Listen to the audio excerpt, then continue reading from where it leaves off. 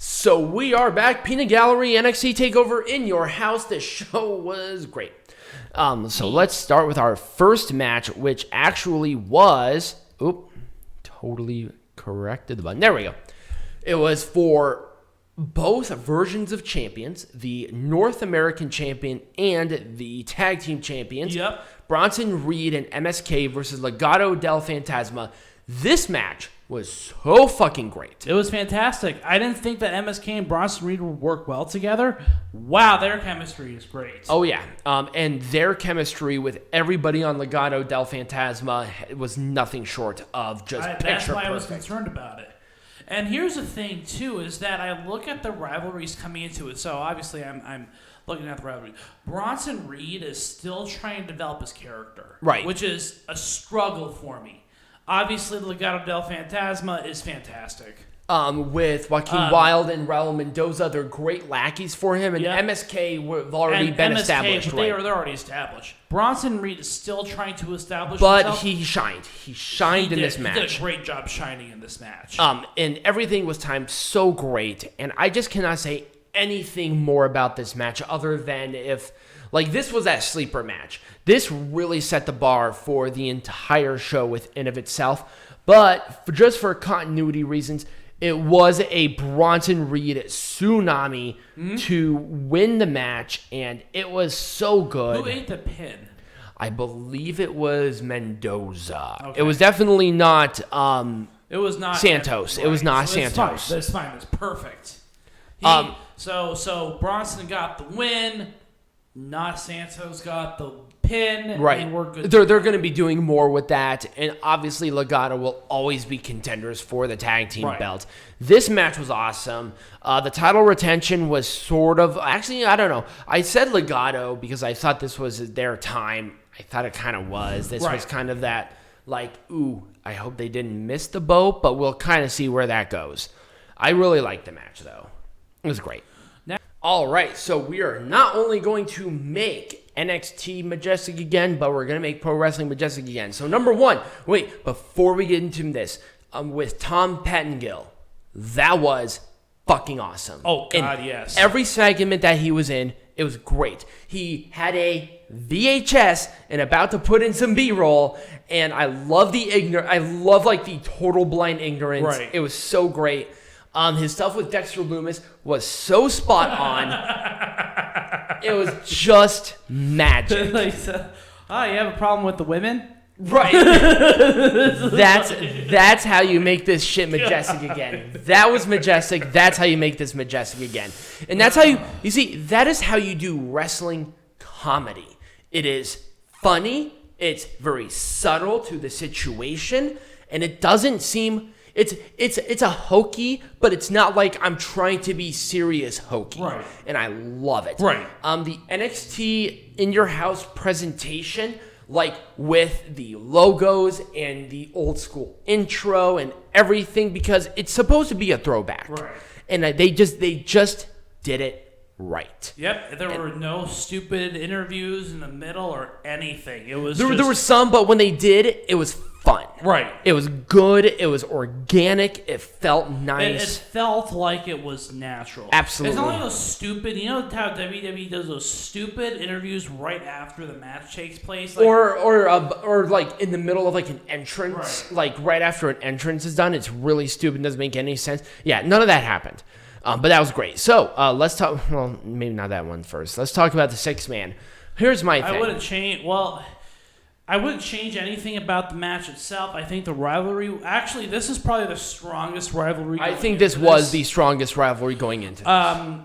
I wouldn't mind if they just continued this. I love this. Yep, I wouldn't change it. Mean, they could face one another 10 times. And I think with a takeover, having the six-man tag with all the belts on the line, I loved it. I thought this was great. I would have done pretty much the same thing, if not something slightly different. But I thought it was a great segue. I really enjoyed this. I wouldn't change it, honestly. Xia, yes. So here's the thing, is I didn't like the premise going into this. The premise going into it was weird because they changed it. Yes. At first, they had like some subtle hint with Meng going after Mercedes Martinez. Right. I wish They had I kind of wish they hinted at that a little bit more than they did. The match itself was booked. I love doing the Maying versus Mercedes Martinez. They're probably going to do that at WrestleMania's Takeover. Yeah, and I mean that's kind of what we're looking at. Yep. But I didn't like the way that they set it up. Yeah, I don't know. I thought this was weird. I just would have done something different. They shouldn't even have mentioned the Mae Young Classic shit unless they did it beforehand, and they didn't. And I even looked, they didn't. So this made no sense to me. But Maying, Mercedes Martinez, I love the segue that they did. I felt like they jumped into this too quickly because they only started this program like 2 weeks ago. Yeah, that's probably a problem too. Yeah, and it's like, okay, I need some more subtlety. I need like another month and a half of subtlety. Right. And then this match would have been so much more intrigue. Right. The match itself was good. Yeah. I wouldn't have done anything differently. Mercedes losing was weird. I thought that one was kind of weird, but I guess because Xia needed that win back, and then Mercedes still looked strong. I'm not saying that she didn't, but the loss did not help. No. And that was kind of my issue there. The match so number one, Cameron Grimes should have won. Only because you would have retained the championship had that happened.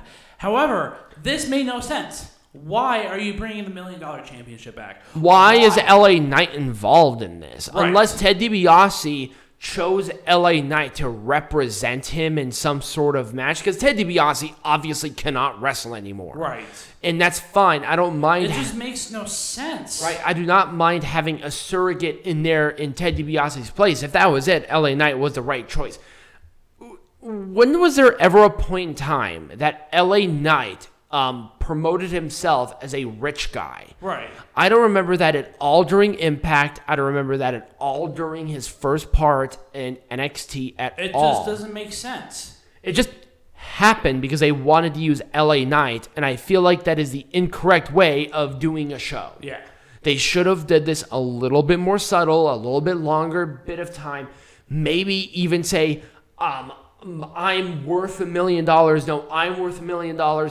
Then you do it. Right. I'm okay with that. Right. But they just kind of shoehorn this in because of reasons. Inserted in for reasons to have something to do with Ted DiBiase and his $1 million championship. There's a way to do this without it seeming so forced, and they did it. It was so forced. And that was my problem. Other than that, the match itself was absolutely phenomenal. Yeah.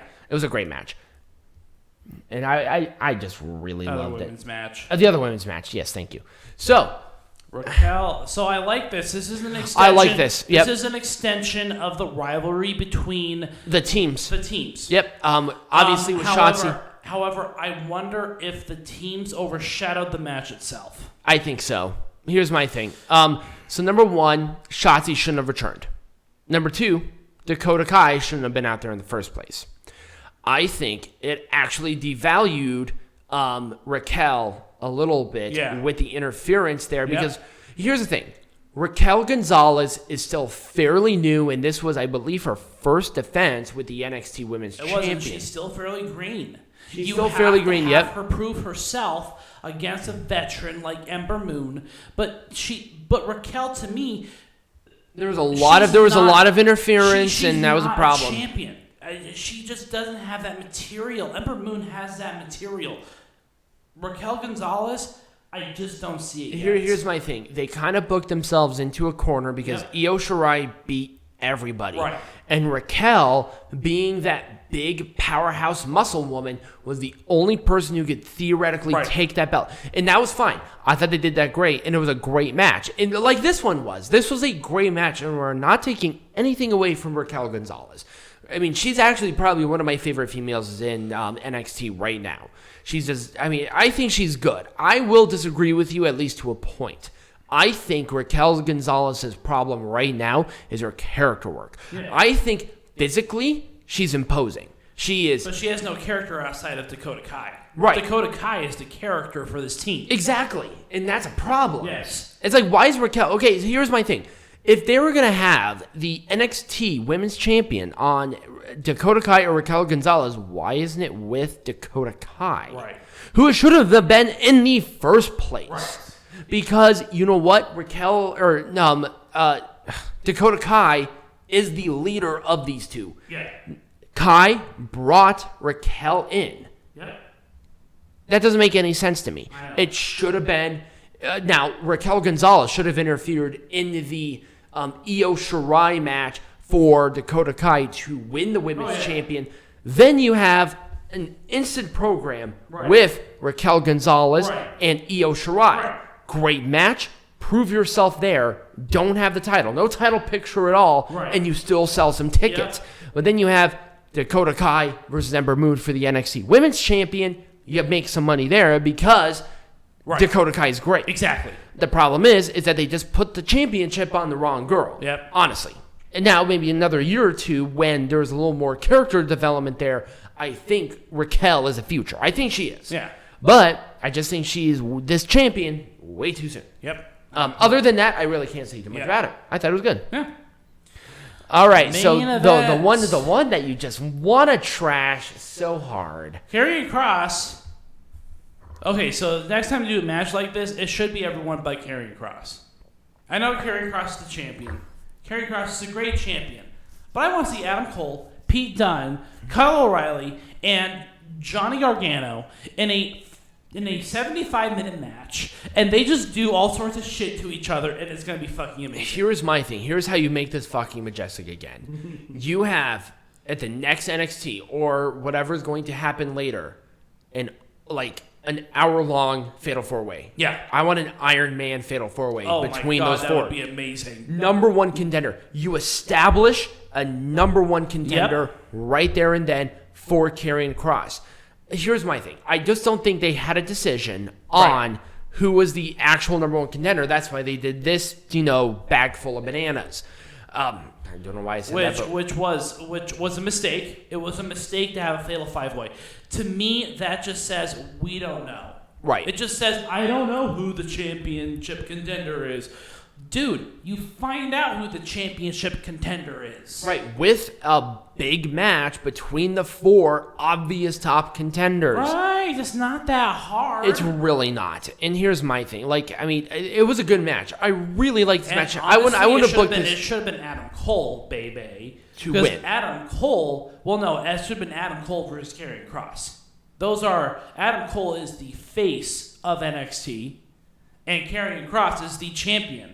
Right. And I want to see that match. I mean, we'll probably see at some point in time, but once again, I mean, they made this match because obviously it gets the most intrigue, and I feel like execution-wise, it exceeded my expectations tenfold. I thought even with Karrion Kross's very minimal involvement, I think that was the right call. It was. Just because he has a much Just different... because everyone wanted to see the four. They didn't want to see Karrion Kross necessarily. But, again, a mistake. It was a mistake, and I thought that it was a fine match. Karrion Kross still champion is fine, but the problem is now... Who's next? Right. Who is next to take him on? If you do a Fatal 4-Way between these guys like I did, then you're fine because then you can book it for WrestleMania's TakeOver. Or then SummerSlam. Well, I guess they're not doing a SummerSlam TakeOver. They're not doing a SummerSlam TakeOver because this was a SummerSlam TakeOver. Right. You're talking about Great American Bash then. Because that one's happening in July. Well, that's a special. That's not a TakeOver.